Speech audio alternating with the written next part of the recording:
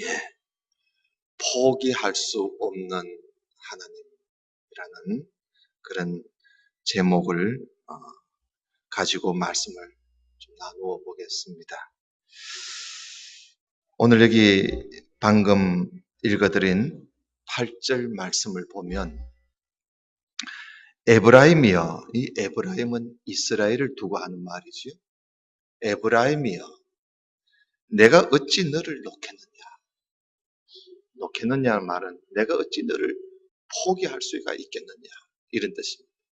내가 어찌 너를 포기할 수가 있겠느냐. 내가 이스라엘이여, 내가 어찌 너를 버리겠느냐. 내가 어찌 너를 소돔과 고모라가 망할 때 그때 무너졌던 아드마 같이 내가 너희 나라를 내가 포기하겠느냐. 그때 무너졌던 서보임 같이 내가 어찌 너희들을 버릴 수가 있겠느냐. 버릴 수 없다는 겁니다. 심지어 내 마음이 내 속에서 끓어 넘친다는 겁니다. 뭐가? 너를 사랑하는 너에 대한 긍휼이 내 속에서 불붙듯 한다. 너를 향한 나의 사랑, 너를 향한 나의 긍휼이 불붙듯 한다. 그래서 내가 어찌 너를 포기하겠느냐. 그런 말씀을 하시고 있습니다. 그런데 여러분, 우리가 그 앞에 보면요, 5절 말씀을 보면 하나님께서 이 말씀을 하시면서 바로 직전에 또 무슨 말씀을 하셨나 하면 5절에 보면요, 호세아서 11장 5절입니다. 자, 그들은 애굽 땅으로 되돌아가지 못하겠거늘 내게 돌아오기를 싫어하니, 하나님께로 돌아오기를 싫어하니 아수르 사람이 그 임금이 될 것이라. 아수르가 너희들을 쳐들어올 것이라는 겁니다. 그래서 칼이 그들의 성읍들을 치고 빗장은 문이지요. 문을 깨뜨려 없앨 것이다. 무슨 말씀입니까? 이스라엘이 망한다는 이야기입니다. 망한다. 이스라엘이 망한다는 이야기를 하시면서 또 8절에 가서는 내가 어찌 너를 포기하겠느냐. 내가 어찌 너를 버리겠느냐. 또 이런 말씀을 하시는 거예요. 그래서 우리가 성경을 읽다 보면요, 특히 호세아서를 우리가 읽다 보면은 이런 부분들이 잘 이해가 되지 않아요. 이런 부분들이. 어떤 때는 하나님께서 이스라엘 백성들을 완전히 없애버리겠다, 진멸하시겠다고 그렇게 말씀을 하시다가도 또 어떤 때는 오늘 방금 말씀처럼 내가 어찌 너를 포기하겠느냐, 내가 어찌 너를 버리겠느냐 하면서 포기할 수 없다는 식으로 하나님이 그렇게 말씀하시는 것을 우리가 종종 보게 됩니다. 그래서 우리가 성경을 읽다 보면 이런 부분들이 잘 이해가 되지 않죠. 우리가 이 말씀을 우리가 어떻게 해야 할 것인가? 그래서 이런 말씀을 보고 하나님은 참 변덕스러운 분이시구나. 이랬다가 멸망시키겠다고 했다가 또 내가 어떻게 너를 버리겠느냐고 했다가, 그러나 이것은요, 하나님의 그 마음이, 하나님은 공의로우신 하나님이시고 또 하나님은 사랑의 하나님이시기 때문에 그 하나님의 하나님을 향한 그 기초가, 근본적인 기초가 이 공의와 사랑, 이 두 가지 사실 때문에 하나님께서 종종 이렇게 말씀을 하시는 거예요. 자, 하나님께서 율법을 가지고, 하나님의 법을 가지고, 율법을 가지고 하나님이 공의롭게 재판을 만약에 하나님께서 하신다면 재판을 하신다면 이 죄악을 일삼는 이스라엘 백성들을 하나님께서 가만둘 수가 없습니다. 죽일 수밖에 없습니다. 만약에 하나님께서 우리를 하나님의 법으로 하나님이 우리를 아주 공정하게 우리를 심판하신다면 여러분, 우리가 하나님 앞에 설 수 있는 사람이 누가 있겠어요? 아무도 없습니다. 하나님의 공의 앞에 우리가 설 수 있는 사람이 누가 있겠어요? 그래서 하나님께서 하나님의 공의로, 하나님의 그 공의로우신 하나님께서 보실 때 이스라엘 백성들을 하나님께서 용서치를 못하시는 거예요. 그래서 모조리 다 진멸하신다고 그렇게 말씀을 하시는 거예요. 그러나 하나님께는 또 사랑, 하나님의 그 사랑이 있습니다. 하나님의 사랑으로 하나님께서 또한 보실 때는 그렇게 하실 수가 없는 거라. 아브라함과 이삭과 야곱 그리고 다윗과 언약하신 그 언약 때문이라도 하나님께서는 이스라엘 백성들 그리고 또한 우리들까지도 하나님께서는 버릴 수가 없는 거예요. 그래서 하나님의 이 공의로는 다 공의로 볼 때는 진멸하고 다 멸할 수밖에 없는 실정이지만 하나님의 사랑으로 볼 때는 하나님이 또 그렇게 하실 수가 없는 거예요. 그래서 오늘 말씀도 그런 말씀이 있지요. 여기에 보면 9절 말씀에 보면 내가 나의 맹렬한 진노를 나타내지 아니하며 내가 다시는 에브라임을 멸하지 아니하리니 왜냐하면 내가 사람이 아니다. 내가 하나님이다. 하나님. 하나님이시기 때문에 이들을 멸할 수가 없다는 겁니다. 포기할 수가 없다는 겁니다. 바로 하나님께서 하나님은 공의를 계시고 그리고 또 사랑을 하나님께서 가지고 계시기 때문에 이 공의와 사랑 이 두 가지 이 일로 인해서 하나님께서 죽일 수도 없고 살릴 수도 없고 살리자니 하나님의 공의로는 이게 허락하지 아니하고 죽이자니 하나님의 사랑으로는 이게 허락하지 않는 거예요. 이게 하나님의 딜레마예요. 하나님의 고민이에요. 여러분 우리도 그렇잖아요. 자식이 부모에게 참 대먹지 못한 짓을 했을 때 저놈을 죽이자니 응? 죽이자니 죽일 수 없고 살리자니 내버려 둘 수가 없는 볼 수가 없단 말이에요. 그 이리지도 뭐하고 저리지도 뭐하는 것이 부모가 자식에 대먹지 못한 자식에 대한 부모의 고민이지요. 그게 하나님의 고민이에요. 하나님의 공의로 볼 때는 우리를 다 죽여버리고 싶지만 하나님의 사랑으로는 또 그렇게 할 수가 없는 거예요.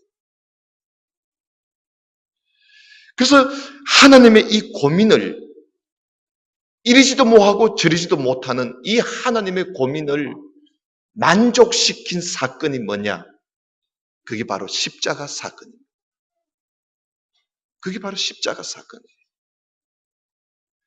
하나님의 법으로 하면은 우리는 모두 죄로 말미암아 죽을 수밖에 없는 죄인들입니다. 우리는 다 죽어야 됩니다. 그러나 하나님은 우리를 사랑하시기에 또 그렇게 할 수가 없습니다. 그래서 하나님의 법으로도 만족하고 하나님의 사랑으로도 만족할 수 있는 방법이 뭔가? 그게 바로 예수 그리스도입니다. 십자가. 우리 죄를 위해서 예수님께서 내 대신 십자가에 죽어주심으로 말미암아 우리를 우리를 향한 하나님의 공의가 예수님을 통해서 그게 다 만족되어 버려. 왜? 예수님이 내 대신 죽었었다는 거지.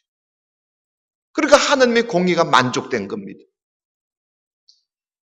그리고 동시에 우리를 위해서 독생자 예수 그리스도를 하나님께서 보내주심으로 말미암아 우리를 향한 하나님의 사랑이 또한 만족된 겁니다. 그래서 하나님의 이 고민을 해결시켜 주신 사건이 바로 십자가 사건입니다. 그래서 우리가 오늘날 예수 그리스도를 믿음으로 말미암아 영원히 죽을 수밖에 없는 우리가 오늘 우리가 죽지 아니하고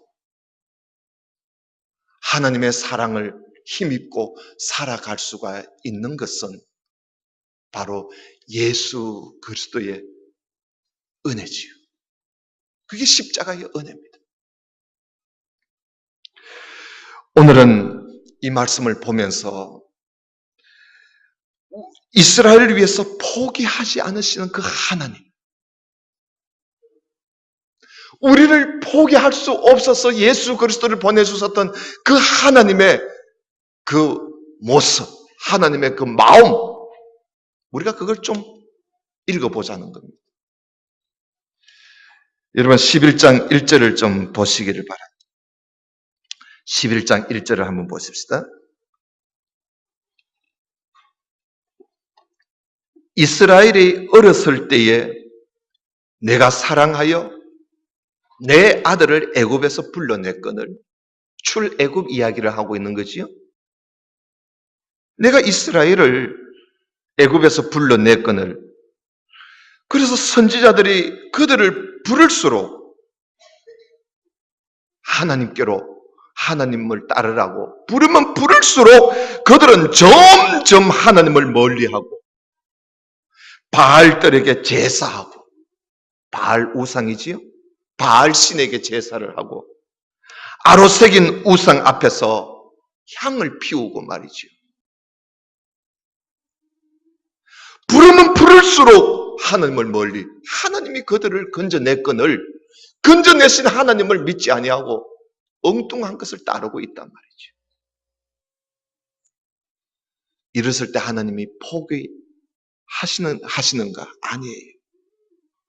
여러분 3절 보세요. 그러나 내가 에브라임에게 걸음을 가르치고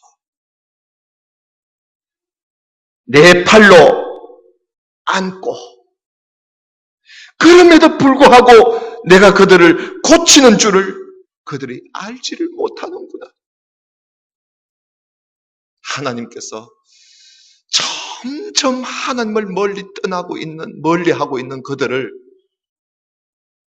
하나님께서 선지자를 보내서 불러도 안 되고 그런 말을 가르쳐도 안 돼. 안아줘도 안 돼. 왜? 그들을 치료해줘도 안 돼요. 왜? 그렇게 해주시는 하나님을 이들이 모르고 있다는 겁니다. 포기하지 않고 끝까지 사랑하시며 이끌어가시는 하나님을 알지 못하는구나. 내가 사람의 줄, 곧 사랑의 줄로 그들을 이끌었고, 이게 무슨 말이냐면요, 사람이 인정을 가지고 사랑을 가지고 이끌어 가듯이 하나님께서 이스라엘 백성들을 그렇게 정답게 정겹게 그들을 이끌어 가도 안 되더라는 거예요. 그러니까 하나님께서 보세요. 포기하지 않아요. 그들에게 대하여 그 목에서 멍에를 벗기는 자같이 그들의 목에 있는 그 제약의 멍에를 벗겨 주어도 안 되는 거예요. 그들 앞에 먹을 것까지 갖다 주어도 안 돼. 포기하지 않으시는 하나님. 이렇게 하나님께서 이들을 포기하지 않고 돌보아 주어도 이 백성들은 안 되더라는 겁니다. 애굽에서 불러낸 지 700년이 지났어요, 지금. 700년 동안 하나님께서 많은 선지자를 보내서 이들을 부르면 부를수록 자꾸 그 길로 가고 사랑으로 이끌며 가르쳐도 안 되고 무거운 멍에를 벗겨주고 먹을 것을 갖다 주어도 그렇게 해주시는 분이 누군지도 모르는 거예요.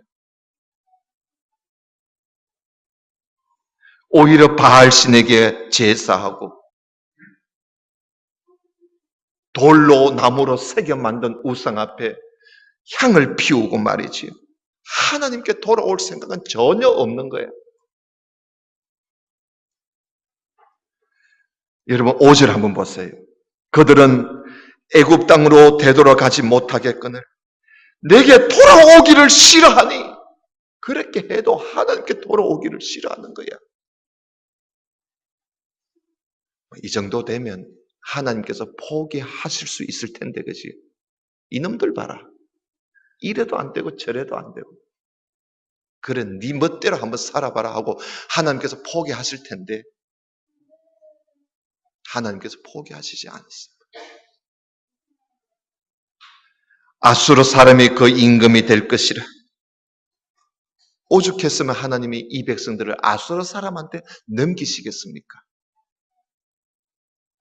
칼이 그들의 성읍들을 치고 빗장을 깨뜨려 없이 하려니 이는 그들의 계책으로 말미암음이라. 내 백성이 끝끝내 내게서 물러가나니 끝끝내 내게서 물러가나니 비록 그들을 불러 위에 계신 이에게로 돌아오라 할지라도 일어나는 놈이 하나도 없구나. 돌아오라고 하는데도 일어서서 하나님께로 돌아오는 놈이 하나도 없다는 겁니다.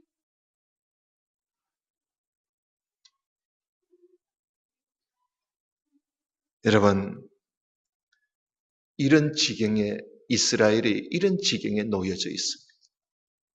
출애굽한 지 700년 동안 하나님께서 그들에게 별의별 방법을 다 가지고 이들을 인도했건만 가르치고 그런 말을 가르치고 그렇게 하나님께서 그들을 안아주고 이끌어 주어도 사랑의 줄로 이끌어도 안 되는 거예요. 여러분, 이렇게 할지라도 하나님께서요. 우리 같으면 아유 당장에 막 끝장내버리지 그런 백성들 놔도 뭐 하겠나 싶으지만 하나님은 또한 이들을 사랑하시기. 그래서 포기를 하지 않으세요. 그래서 여러분 8절 말씀이 바로 그 말씀이에요. 에브라임이여 내가 어찌 너를 포기하겠느냐. 이스라엘이여 내가 어찌 너를 버리겠느냐.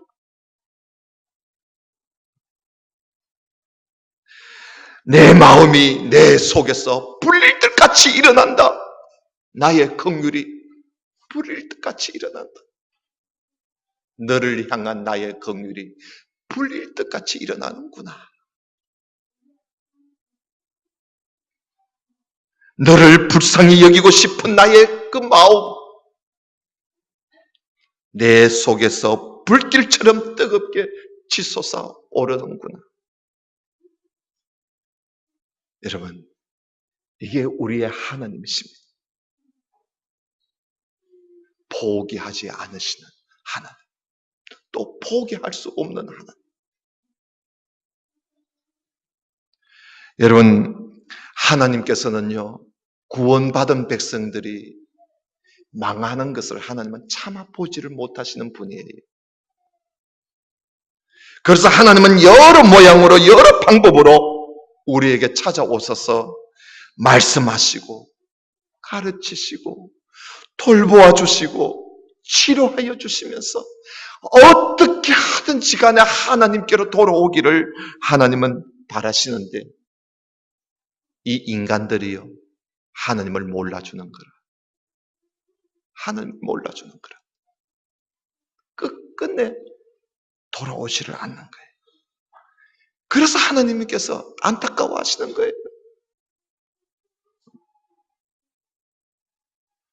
아마 오늘 우리가 살고 있는 이 시대에도 하나님께서 그렇게 가르치고 끌어안고 이끌어 주는데도 그래도 자꾸 하나님을 자꾸 멀리하고 자꾸 하나님과 거리를 자꾸 두고 사는 우리를 보실 때 하나님이 얼마나 안타까워 하시겠어요. 이런 하나님의 심정을 우리가 좀 알고 살자는 겁니다. 하나님께서 호세아서를 통해서 말씀하시는 것은 바로 이것을 알려주고 싶어서 말씀하시는 거예요. 여러분 12절을 좀 보십시다. 11장 12절을 보면 에브라임은 거짓으로 이스라엘 족속은 속임수로 나를 애워쌌고 유다는 하나님 곧 신실하시고 거룩하신 자에게 대하여 정함이 없도다. 에브라임은 12장 1절입니다. 에브라임은 바람을 먹으며 동풍을 따라가서 종일토록 거짓과 포악을 행하여 아수라와 계약을 맺고 기름을 애굽에 보내는구나. 여호와께서 유다와 논쟁하시고 야곱을 그 행실대로 벌하시며 그 행위대로 그에게 보응하시리라.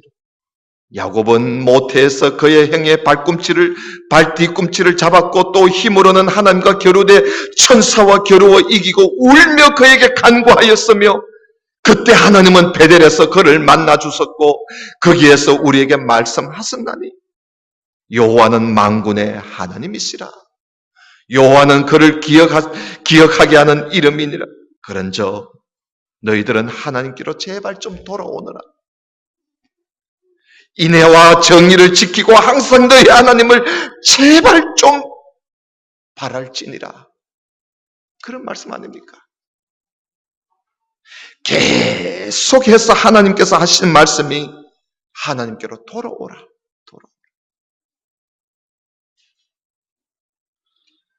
지금 이 이스라엘 형편을 하나님께서 말씀하시는 거예요. 내가 너희들을 그렇게 부르고 가르치고 이끌어 주는데도 너희는 계속 바람을 먹으며 동풍을 따라가는구나. 세상의 유행과 풍조에 따라서 거짓말을 하고 포악을 일삼고 하나님을 찾지 않고 오히려 강대국 아수라와 조약을 맺고 애굽과 장사를 하면서 하나님을 찾지 않는구나. 그렇게 살다가는 결국은 아수르에게 너희들을 망하고 말 것이다. 그러니 하나님께로 돌아오라. 하나님께로 돌아오라. 이 길만이 살 길이라 하는 그런 말씀이지요. 오늘 우리가 사는 모습은 어떻습니까? 지금 이 호세아가 외칠 때에 그때 이스라엘의 형편을 우리가 보면서 오늘 우리의 형편은 어떠한가? 세상 풍조에 따라다니면서 거짓을 일삼고 속임수를 써가면서 포악을 행하면서 하나님보다는 세상에 힘 있는 자에다가 자를 자꾸 기대며 살고 있지는 않는가? 하나님의 은혜를 입고 살면서도 감사하지 못하고 하나님을 알려고도 하지 아니하고 자꾸만 하나님을 싫어하고 고집하면서 하나님을 멀리하고 있지는 않는가? 하나님께서는 우리를 포기하지 않으시고 지금도 우리를 위해서 종들을 보내서 말씀을 가르치시고 사랑의 줄로 우리를 이끌어 주시건만은 우리는 계속적으로 자꾸만 하나님과 멀어지려고 하는 우리의 모습은 아닌가? 어떻습니까?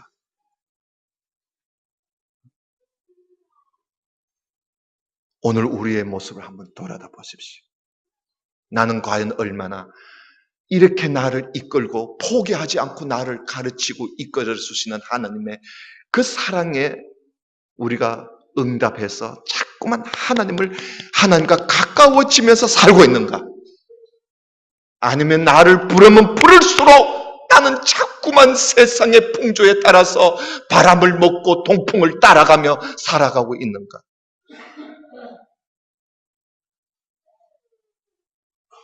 여러분, 하나님은 우리를 포기할 수가 없습니다. 그러기에 하나님은 오늘도 우리를 포기하지 않으시고 우리를 찾아와 주시고 우리를 불러주시고 오늘도 우리에게 말씀으로 인도하십니다. 이 하나님의 부르심에 응답해서 하나님께 돌아가자. 여러분, 우리가 해결하는 것은 다른 것 없습니다. 내 가던 길을 멈추고 하나님께로 돌아가는 게 그게 해결입니다. 그게 해결. 우리가 잘 아는 말씀 있지 않습니까? 예수님께서 십자가 고난을 받으실 때에 베드로는 예수님을 3번씩이나 저주하면서 부인했습니다. 나 예수 모른다. 나 예수 모른다는 겁니다. 베드로가. 다른 사람도 아니고 예수님을 열심히 따르던 베드로가 너 예수 알지? 나 몰라. 예수를 저주까지 하면서 모른다고 3번씩이나 말했습니다. 그러고는 예수님이 십자가에 지시기 위해서 고난을 받으실 동안에 베드로는 예수를 외면하고 고기 잡으러 돌아갔습니다. 자기의 직업이 어부거든. 고기 잡으러 돌아갔습니다. 그러나 부활하신 예수님께서는 다시 고기 잡고 있는 베드로를 예수님께서 찾아가 주셨어요. 3번씩이나 자기를 저주하며 부인했던 베드로를 예수님은 다시 찾아가 주셨어요. 아침 일찍이 부둣가에 예수님이 찾아가 주셨어요. 베드로와 함께 아침을 먹기 위해서 예수님이 아침 식사까지 준비를 해놓으시고 고기 잡고 돌아오는 베드로를 예수님이 맞이했습니다. 아침을 먹고 난 이후에 예수님께서 베드로에게 말씀하셨습니다. 요한의 아들 시몬아, 베드로가 시몬 베드로거든요. 요한의 아들 시몬아, 네가 이 사람들보다 나를 더 사랑하느냐? 베드로가 얼마나 당황했습니까? 포기하지 않고 나 같은 인간을 포기하지 않고 3번씩이나 예수를 부인하고 저주했던 나를, 예수님이 고난받을 때 도망쳤던 나를 다시 찾아와 주셨어. 요한의 아들 시몬아, 네가 이 사람들보다 나를 더 사랑하느냐? 물었을 때 베드로가 얼마나 당황했겠습니까? 아침을 예수님과 함께 먹을 때도 정말 그 자리가 얼마나 힘든 자리였겠어요. 먹은둥만둥했을 겁니다. 식사가 끝난 후에 예수님께서 네가 나를 사랑하느냐 물었을 때 베드로는 차마 어떻게 대답을 해야 될지 알 수가 없었어. 주님, 그러합니다. 내가 주님을 사랑하는 줄 주님이 아시지 않습니까? 예수님께서 베드로에게 3번이나 물어보십니다. 네가 나를 사랑하느냐고.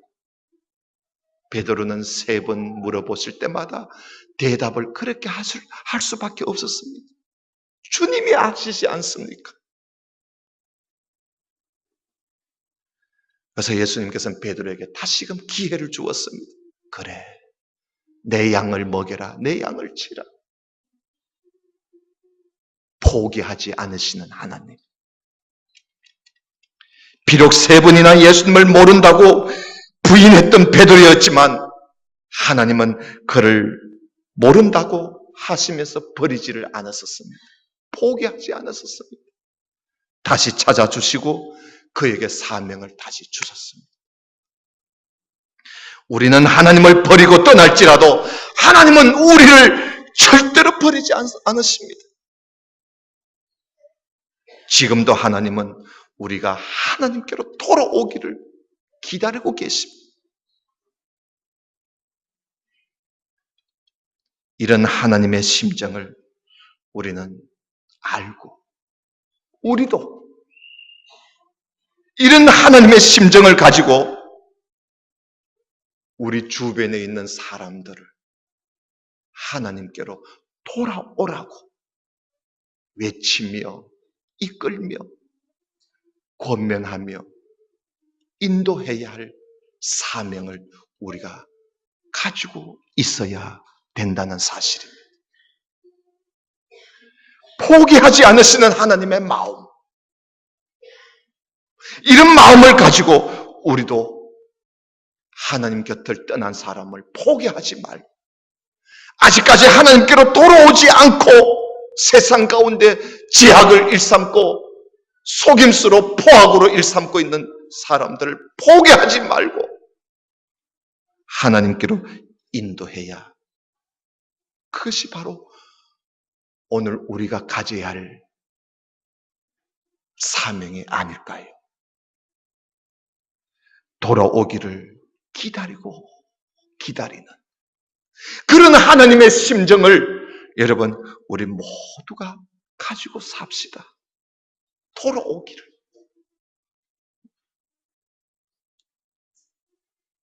자기가 물려받을 재산을 몽땅 가지고 아버지 집을 떠나서 모두 다 탕진해버린 그 아들. 그 방탕한 그 아들을 아버지는 하루도 그 아들을 포기하지 않으시고 오늘은 돌아오겠지. 오늘은 돌아오겠지. 해만 뜨면 문 밖을 내다보고 오늘은 돌아오겠지. 포기하지 않고 기다리시는 아버지. 그런데 어느 날 그 아들이 다 들어먹고 빈털터리가 되어서 거지같이 돼가지고 아버지 집에 찾아왔었을 때 아버지는 얼마나 기뻐하는지 너무너무 기뻐서 어쩔 줄을 몰라 합니다. 그래서 잔치를 벌여놓고 동네 사람들 다 불러놓고 내 아들이 돌아왔다고, 내 아들이 돌아왔다고, 함께 우리 기뻐하자고. 여러분, 그런 이야기를 우리가 예수님께서 하신 말씀을 우리가 보고 있지 않습니까? 포기하지 않으시는 아버지의 모습을, 하나님의 모습을 예수님께서 그렇게 그림을 그려서 우리에게 보여주신 겁니다. 사랑하신 성도 여러분, 오늘 우리 곁을 떠난 성도들, 여러분 포기하실랍니까? 그리고 아직도 하나님께로 돌아오지 못하고 있는 사람들, 하나님은 포기하지 않는데 우리는 포기하고 살고 있지는 않습니까? 하나님은 지금도 그들이 돌아오기를 기다리고 계십니다. 기다리고 계십니다. 이런 하나님의 마음을 가지고 늘 기다리는 심정을 가지고 우리 곁을 떠난 성도들, 길 잃은 성도들, 집 나간 성도들, 아직까지 돌아오지 못한 자들을 위해서 가슴에 품고 그들을 사랑하는 마음 가지고 기도하며 기다리며 만나면 인도하고 만나면 돌아오라고 권면하고 그런 포기하지 않으시는 하나님의 그 심정을 우리 모두가 다 가지고 살기를 예수님의 이름으로 축원합니다. 다 같이 기도드립시다.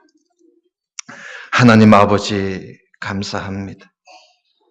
포기할 수 없는 하나님을 우리가 오늘 보았습니다. 그렇게 제약과 속임수와 포악으로 일삼는 이스라엘 백성들을 하나님께서 포기하지 않으시고 버리지 않으시고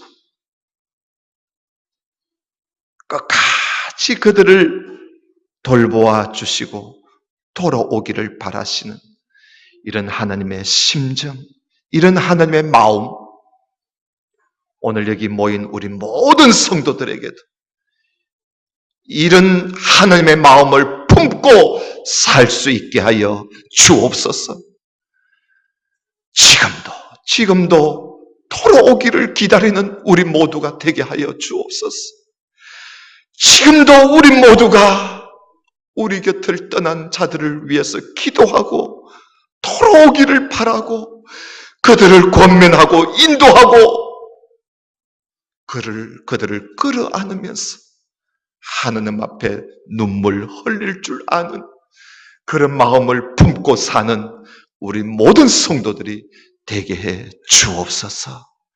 하나님, 우리 마음에 하나님의 마음으로 가득 차게 해 주시옵소서. 예수님 이름으로 기도드리옵나이다. 아멘.